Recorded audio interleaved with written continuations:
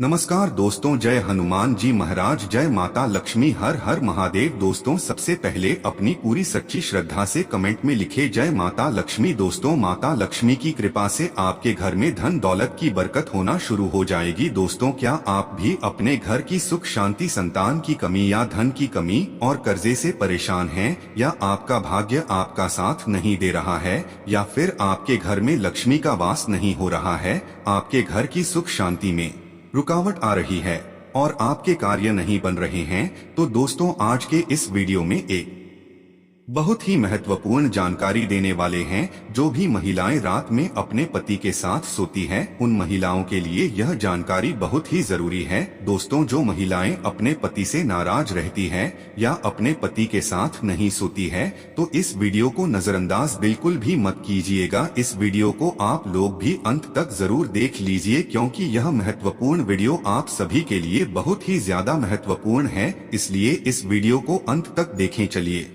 Video शुरू करते हैं। उससे पहले हे लक्ष्मी माता जी, जो भी आपके इस चैनल को सब्सक्राइब करे तो उसके घर में धन दौलत की कमी ना हो और उसका परिवार सदैव हंसता मुस्कुराता कुशल मंगल रहे। दर्शकों, किसी गांव में एक गरीब सेठ रहता था। जी हाँ, गरीब सेठ। आप सोच रहे होंगे सेठ था और वह भी गरीब, ये दोनों विरोधाभासी शब्द एक साथ कैसे? यह सब भाग्य का खेल है। दोस्तों, हर इंसान के जीवन में कभी उतार कभी चढ़ाव आते हैं। उसी तरह दयाराम सेठ भी किसी जमाने में बहुत अमीर हुआ करता था और वह खूब दान धर्म और पुण्य भी किया करता था, लेकिन समय पलटा और वह धीरे धीरे अपना धन खोता गया और आखिरकार आज इस हालत में पहुंच गया कि लोग उसे गरीब सेठ के नाम से जानने लगे। लेकिन वह कहते हैं ना कि अच्छे कर्मों का फल देर सवेर ही सही मिलता जरूर है। ऐसा ही कुछ इस गरीब सेठ के साथ भी होने वाला था। जिस गांव में यह सेठ रहा करता था, वहां पर एक बार राजा के लोगों ने ऐलान किया कि जिसने भी अच्छे काम किए हैं, वह अपने अच्छे काम गिनवाकर राजा से उसके बदले में जो भी उसका मन हो राजा से लेकर जाए। इस ऐलान को सेठ की पत्नी ने सुन लिया। सेठ की पत्नी बहुत खुश हो गई, क्योंकि वह जानती थी कि अपने अच्छे दिनों में सेठ ने अनगिनत पुण्य के काम किए हैं। यह बात जब पत्नी ने सेठ को बताई तो सेठ भी खुश हो गया और बोला, अगर ऐसा है तो फिर हमें बहुत बड़ा इनाम मिलना चाहिए, क्योंकि हमारे अच्छे कामों की सूची बहुत बड़ी है। अगले दिन सेठ सुबह सुबह 4 रोटियां बांधकर राजा के महल की तरफ चल पड़ा। सेठ के घर से राजा का महल काफी दूर था, सफर लंबा था। आधे रास्ते में पहुंचने के बाद सेठ काफी थक गया। सेठ एक पेड़ की छांव के नीचे बैठकर आराम करने लगा और वहीं पर अपने साथ लाई रोटियां खाने की सोचने लगा। सेठ खाने की सोच ही रहा था कि तभी वहां पर उसके सामने एक गाय और उसके 2 बछड़े आए। सेठ के हाथों में रोटियां देखकर गाय और उसके बछड़े उसके सामने ही आकर खड़े हो गए और उनके हाव भाव से सेठ ने समझ लिया कि वह भूखी है और सेठ से खाना मांग रही है। अपने अच्छे दिनों में सेठ के पास काफी गाय थी, इसलिए गायों का व्यवहार सेठ अच्छे से जानता था। सेठ की परिस्थिति भले ही अभी अच्छी नहीं थी, लेकिन सेठ का स्वभाव बिल्कुल भी नहीं बदला था। वह पहले से ही परोपकारी था, इसलिए उसको गाय पर दया आ गई और उसने अपने साथ बांध कर लाई रोटियों में से 2 रोटियां गाय को खिला दी। कुछ ही क्षण में 2 रोटियां खाने के बाद गाय फिर से सेठ की तरफ देखने लगी तो सेठ के मन में विचार आया कि यह गाय ज्यादा भूख ही लगती है, बेचारे को 2 बच्चों को दूध भी पिलाना होता है, इन 2 रोगियों से उसका क्या होगा। सेठ ने उसके पास बची बाकी की 2 रोटियां भी गाय को खिला दी। पास वाले तालाब से सिर्फ पानी पीकर सेठ अपने सफर में आगे बढ़ गया। राजा के दरबार में जब सेठ पहुंचा तो राजा ने पूरे दरबार के सामने सेठ से उसका नाम पूछा और अपने अच्छे कर्मों के बारे में बताने के लिए कहा। सेठ ने राजा को प्रणाम किया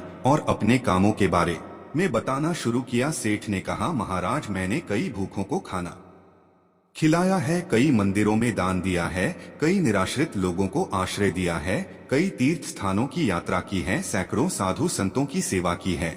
और ऐसे ही दर्जनों काम बताने के बाद सेठ बोला, महाराज, यह है मेरे कई सारे अच्छे कर्मों में से कुछ अच्छे कर्म, इनके बदले आप जो भी इनाम देना चाहे दे दीजिए। थोड़ी देर सोचने के बाद राजा बोला, अगर तुम्हारे कुछ और अच्छे कर्म है तो वह बताओ, क्योंकि अब तक तुमने जो मुझे बताए हैं उन्हें मैं अच्छे कर्म की श्रेणी में नहीं गिनता। सेठ को राजा की बात सुनकर बड़ा आश्चर्य हुआ। सेठ ने राजा को हाथ जोड़कर कहा, अगर आपको मेरे बताए यह कर्म अच्छे कर्म नहीं लगते या पुण्य कर्म नहीं लगते तो मेरा बाकी के कर्मों का उल्लेख करना फिजूल होगा। आप मुझे इजाजत दीजिए, मैं वापस जाता हूँ। सेठ दरबार छोड़कर जाने लगा। तब राजा के दरबारियों में से एक ने राजा के पास जाकर कुछ कहा, जिसे सुनने के बाद राजा ने सेठ को वापस दरबार में बुलाया। राजा बोला, तुमने अपने आज की है अच्छे काम के बारे में तो बताया ही नहीं। सेठ बोला, महाराज आज मैंने कोई अच्छा काम किया ही नहीं, फिर मैं आपको कैसे बताऊं। राजा ने उसी दरबारी को खड़े होकर सारी घटना बताने के लिए कहा जिसने राजा को उसके बारे में बताया था। दरबारी खड़ा हुआ और बोला, महाराज जैसे कि मैंने आपको बताया, मैं उसी गाँव में रहता हूँ जहाँ पर ये सेठ आराम करने बैठा था, और मैंने वहाँ देखा कि कैसे इन्होंने अपना सारा खाना पास आई गाय को खिला दिया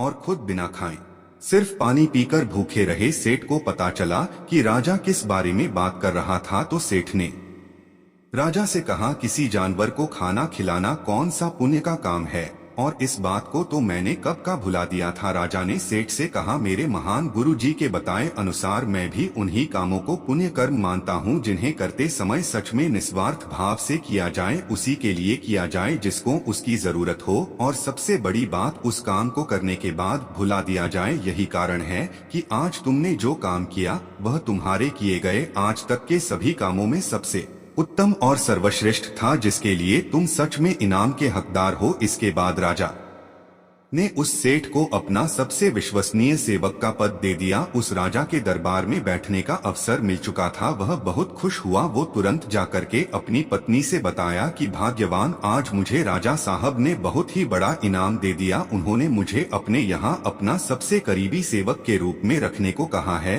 ये सुनकर पत्नी खूब खुश हो गई और कहने लगी है, भगवान तेरा लाख लाख शुक्र है, आज तूने मेरी सुन ही ली। अब सेठ राजा के निजी सेवक के रूप में राजा के साथ रहने लगा। राजा उस पर बहुत ज्यादा भरोसा करता था, क्योंकि उसे पता था कि सेठ बहुत ही ईमानदार आदमी है। वह कभी भी झूठ और बेईमानी नहीं करेगा। दरबार में जब भी कोई मुख्य कार्य होता तो वह कार्य राजा साहब उस सेठ को ही सौंप दें, और राजा साहब का कार्य सेठ भी बड़ी ही ईमानदारी के साथ अपनी देखरेख में ही करवाता था। एक दिन राजा अपने महल में बैठा हुआ था और वहाँ पर उसका निजी सेवक सेठ भी उन्हीं के साथ बैठा हुआ था। तभी अचानक वहाँ पर एक सिपाही आता है और राजा से कहता है कि राजा साहब आपसे कोई साधु मिलना चाहता है। तब राजा ने आदेश दिया कि उसे सम्मानित पूर्वक हमारे पास ले आओ। सिपाही बाहर जाता है और साधु को अपने साथ सम्मान पूर्वक अंदर लेकर आता है। राजा उसे साधु को बड़े सम्मान पूर्वक अपने महल में रखता है और उसे भोजन पानी आदि करवाता है। इससे साधु राजा साहब से बहुत खुश हो जाते हैं। उसके बाद साधु राजा साहब से कहते हैं कि हे राजन, मैं आपकी सेवा भाव को देखकर बहुत प्रसन्न हुआ, इसलिए मैं आपको एक छोटी सी सीख देना चाहता हूं, जिसे अपने जीवन में जरूर उतार लीजिएगा। उन्होंने कहा कि हर पुरुष को सदैव इस बात का याद रखना चाहिए कि हमेशा किसी भी पुरुष को अपनी पत्नी से बहुत अच्छे संबंध रखने चाहिए, और यदि कभी पति या पत्नी के बीच में कोई अनबन या कोई झगड़ा होता है तो उसे समय रहते जरूर सुलझा लेना चाहिए, क्योंकि पति पत्नी के आपसी कलह के कारण घर में गरीबी और दरिद्रता वास करने लगती है। इसलिए पति और पत्नी के बीच में स्नेह होना बहुत ही आवश्यक है। हर पुरुष को यह बात याद रखनी चाहिए कि कभी भी किसी भी पति को अपनी पत्नी से गुस्सा होकर दूर नहीं रहना चाहिए, क्योंकि इस प्रकार पत्नी के हृदय में बहुत बड़ा दुख पहुँचता है और पत्नी घर की लक्ष्मी मानी जाती है। और यदि लक्ष्मी को ही दुख पहुंचेगा तो घर में धन दौलत की कमी आना शुरू हो जाएगी, घर में गरीबी आने लगेगी। हर पति और पत्नी को सदैव पास रहकर एक साथ ही सोना चाहिए, क्योंकि एक साथ सोने से घर में धन दौलत और बरकत बढ़ती है, क्योंकि इससे माँ लक्ष्मी भी प्रसन्न होती है। जब घर की लक्ष्मी प्रसन्न रहेगी तो माँ लक्ष्मी जरूर प्रसन्न रहेंगी। इतना कहकर वह साधु राजा के राजमहल से चले जाते हैं। कुछ दिन बाद एक दिन राजा का रानी से झगड़ा हो जाता है और वह दोनों अलग अलग जगह पर रहने लगते हैं, अर्थात दोनों एक दूसरे से दूर रहने लगते हैं। रानी अपने कक्ष में सोती थी, राजा अकेले अपने कक्ष में सोते थे।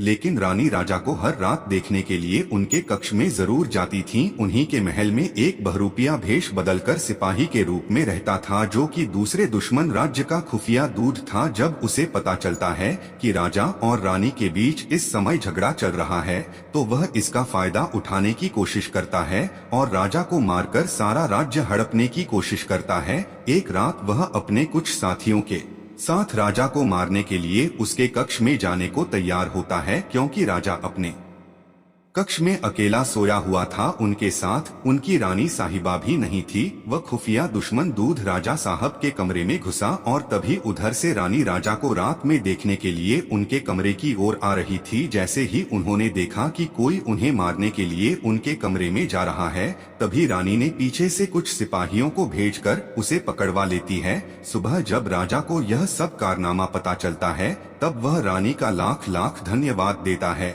और उसे उस साधु की बात याद आती है कि उसने कहा था सदैव पति पत्नी को आपस में मिलजुल कर एक साथ रहना चाहिए, क्योंकि इससे घर में धन दौलत की बरकत होती है और सभी का भाग्य अच्छा बना रहता है। यदि सही वक्त पर रानी उसको अगर ना पकड़ पाती तो शायद मेरा धन दौलत और प्राण सब कुछ दूर हो जाता। सच ही कहा जाता है कि घर की महिला स्वयं लक्ष्मी होती है और लक्ष्मी को हमेशा खुश रखना चाहिए। और यदि कोई पति अपनी पत्नी के साथ सोता है तो पत्नी हमेशा खुश रहती है और घर में सुख शांति धन दौलत की बरकत होने लगती है। दोस्तों, सभी लोग